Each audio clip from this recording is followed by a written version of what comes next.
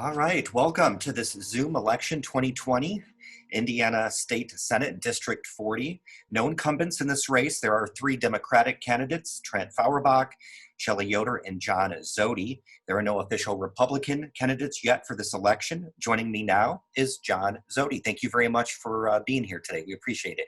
Thanks, Joe. I appreciate it too. Let's just start by giving voters a little bit of background. Tell us a little bit about yourself for those who don't know you. Sure. Well, I have lived in Bloomington for about 20 years. I went to undergrad and graduate school here at IU. My wife is a graduate of the Kelly School. I went to O'Neill, formerly SPIA. So we both got our education here at IU. I grew up in Martinsville. My family's lived in South Central Indiana for about 200 years. Came here in the 1830s and 1840s. And we are raising our two children here on the north side of Bloomington, and really love calling Monroe County home. So what makes you the most viable option for this seat? Why should voters vote for you? Sure. Well, I appreciate the question. I do ask that voters vote for me on or before June 2nd. I think my 20 years in public service makes me the most qualified to hold this seat. I have worked in state and federal government. I've been involved in local and state politics here and in Indianapolis and statewide.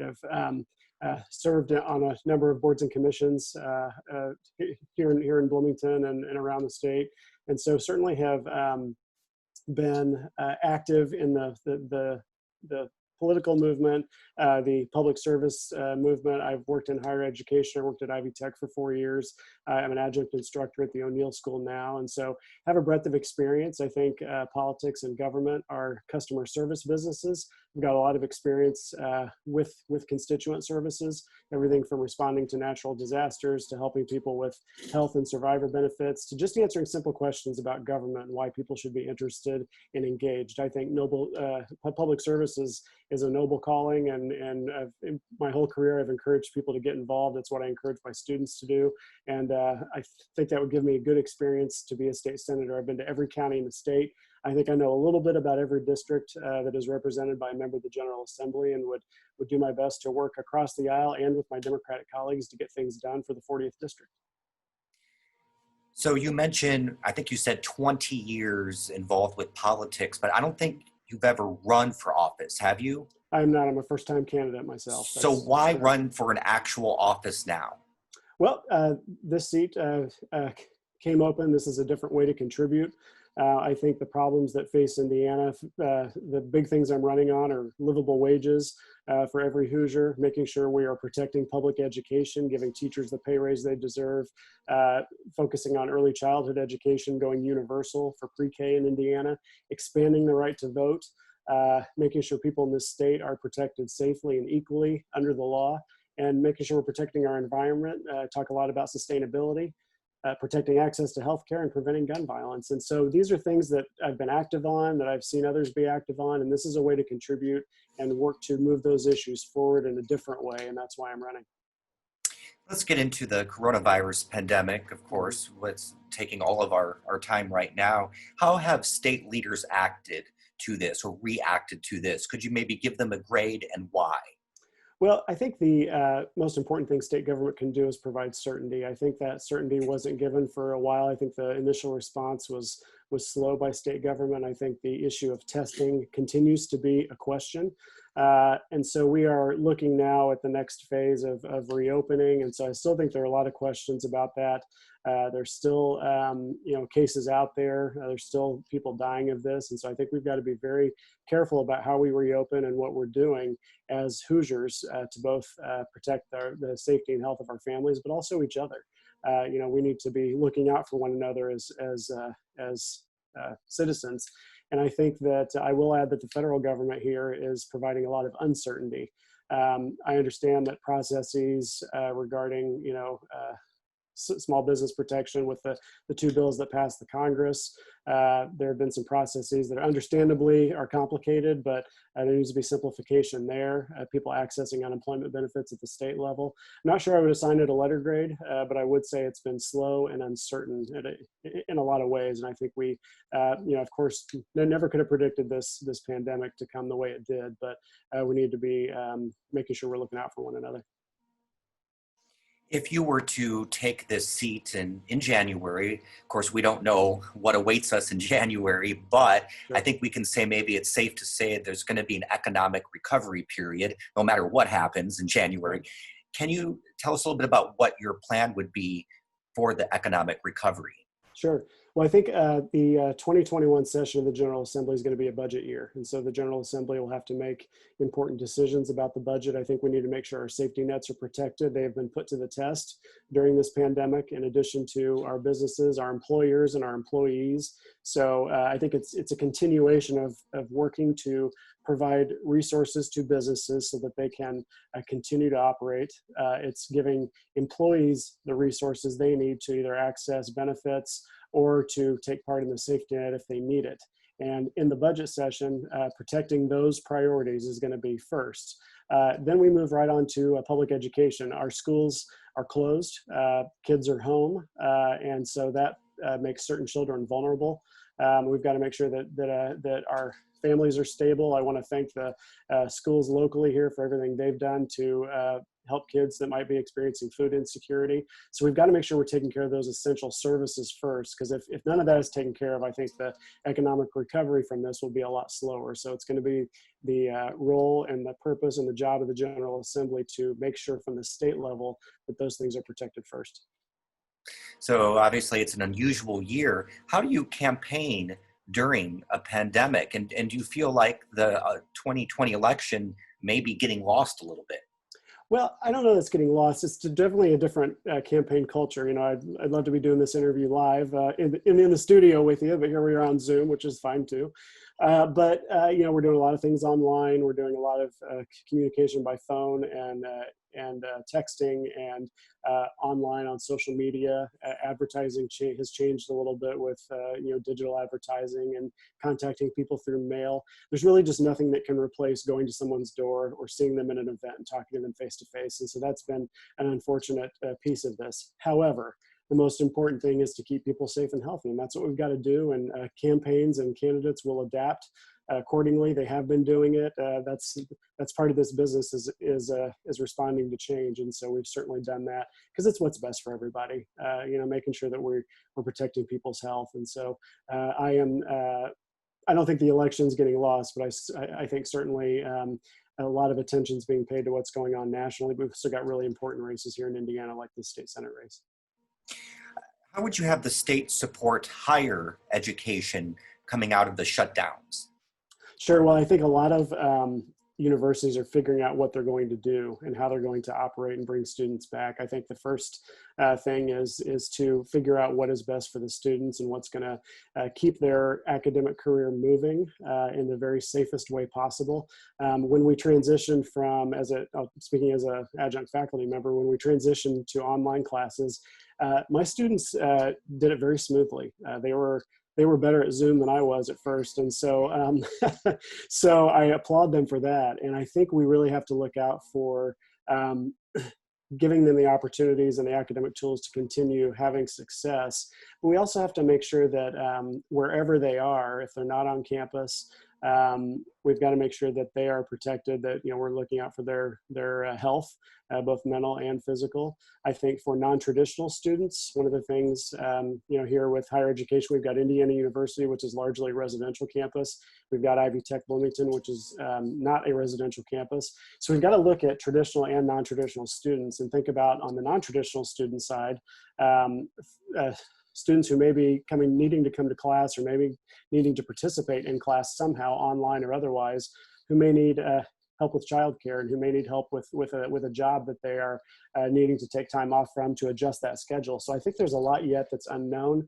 I know that our university leaders are working every day to make sure that they continue the academic process in a safe way for our students, and that's what I would support that. And I think the state needs to do everything it can to accommodate that as well.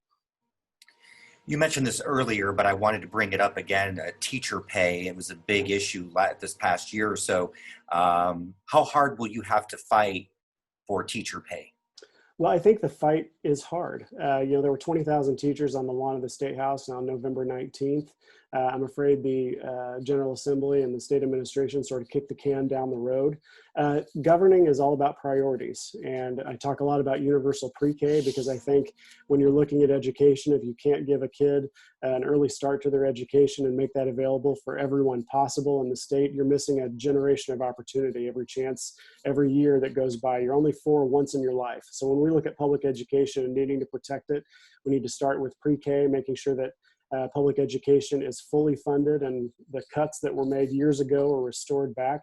And that goes along with teacher pay. We ask a lot of our teachers, and there is accountability as necessary, but it's also important to be fair and to give them the compensation they deserve. And I think too many times the General Assembly and the state administration have sort of kicked the can down the road on this issue instead of really working to find a solution on this. And so I think we have to keep at it. I think we owe it to our teachers. My mom taught public school for 40 years. We owe it to people like that to make sure that they know that they are valued. We thank them every day and we try to give them the resources we can, but they need to take care of their families and make a wage they deserve. What can be done to ensure Hoosier children have high quality childcare? Sure. Well, I think we've got to protect our most vulnerable children first. There have been problems in the Department of Child Services and making sure that we're protecting the most vulnerable first. I think continuing to look at child care tax credits and looking at the availability and quality of preschool and daycare is really important. I know here locally there are waiting lists for preschools, and we've got to make sure that our daycare facilities are well run and protecting kids. So I think it's an issue that is never going to go away because parents want their children taken care of.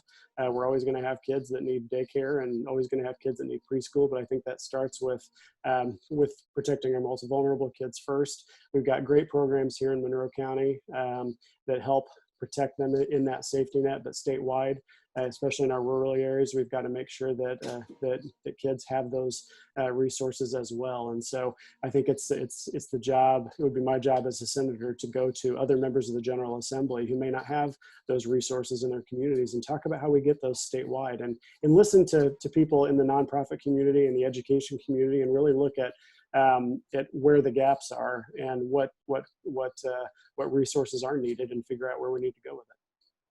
All right, 2 more questions. I know you're busy. Thanks for doing this. Mm-hmm. What would you see as your role? What would you see your role as a member of the minority party in the Senate, which surely you would be if elected as a Democrat? Mm-hmm. Well, I think it's sort of 2-pronged.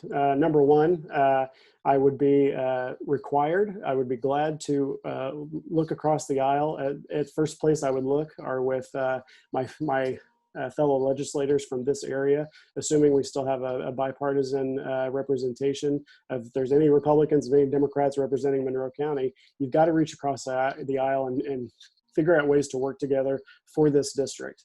There are going to be large issues that we disagree on as Democrats and Republicans. I think it's unrealistic to think anything otherwise, but there are things we can agree on and things we all know is that we want this community and our district to thrive, and we've got to figure out ways to do that together. We've seen people come together.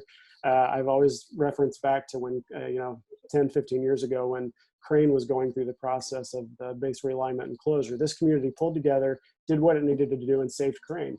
And so that really wasn't a partisan issue at all. It was a jobs issue, an economic development issue. I think examples like that are things we can take and look at big issues and small issues and work together on.